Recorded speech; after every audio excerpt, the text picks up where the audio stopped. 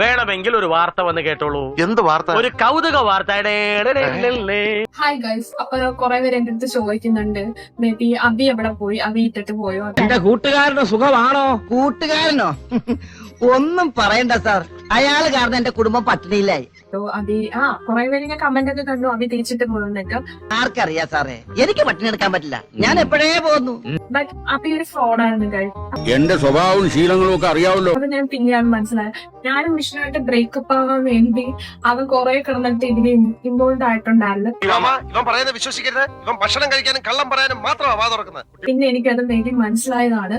ഈ രീതിയിൽ ഞാൻ ചിന്തിച്ചിരുന്നില്ല സാറേ. പിന്നെ നിങ്ങളൊക്കെ വിചാരിക്കുന്നുണ്ടാവുമല്ലോ, അന്ന് ഇവൻ കാരണം ഞാനും വിഷ്ണുവിടെ ബ്രേക്കപ്പിന്റെ ഒരു സിറ്റുവേഷൻ എത്തി. ഈ സത്യം അറിയാൻ വൈകിയത് കൊണ്ടാണ് എനിക്ക് തെറ്റിദ്ധാരണകൾ ഉണ്ടായത്. പക്ഷെ അന്ന് ബ്രേക്കപ്പ് ആയിരുന്നു, പക്ഷെ ഇന്ന് ബ്രേക്കപ്പ് അല്ല, ഞങ്ങൾ വീണ്ടും ഒന്നായിരിക്കുന്നു ഗൈസ്. ഒടുവിൽ അവരൊന്നിക്കുകയാണ്. പിന്നെ ഈ ഞങ്ങളുടെ റിലേഷൻഷിപ്പിലോട്ട് ഇവൻ ഈ അഭിയെന്ന് പറഞ്ഞവൻ വന്നപ്പോ തൊട്ടാണ് ഇങ്ങനെ കുറെ പ്രശ്നങ്ങൾ ഉണ്ടായത്. ഈ ഒറ്റ ഒരുത്തം കാരണം ഞാൻ ഈ കടുങ്ക ചെയ്ത്. പിന്നെ ഗൈസ്, ഇപ്പോൾ ഞങ്ങൾ ബ്രേക്കപ്പ് അല്ല, ഇപ്പോൾ ഞങ്ങൾ വീണ്ടും ഒന്നായിരിക്കുന്നു ഗൈസ്. ഒരു ഇന്റർവ്യൂവിന് ശേഷം നമ്മുടെ പ്രണയം വീണ്ടും തുടങ്ങിയല്ലേ.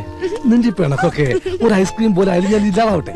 ഇന്നത്തെ വീഡിയോ നിങ്ങൾക്ക് എല്ലാവർക്കും ഇഷ്ടപ്പെട്ടെന്ന് കരുതുന്നു. ഇഷ്ടപ്പെട്ടെങ്കിൽ ലൈക്ക് ചെയ്യുക, ഷെയർ ചെയ്യുക, സബ്സ്ക്രൈബ് ചെയ്യുക.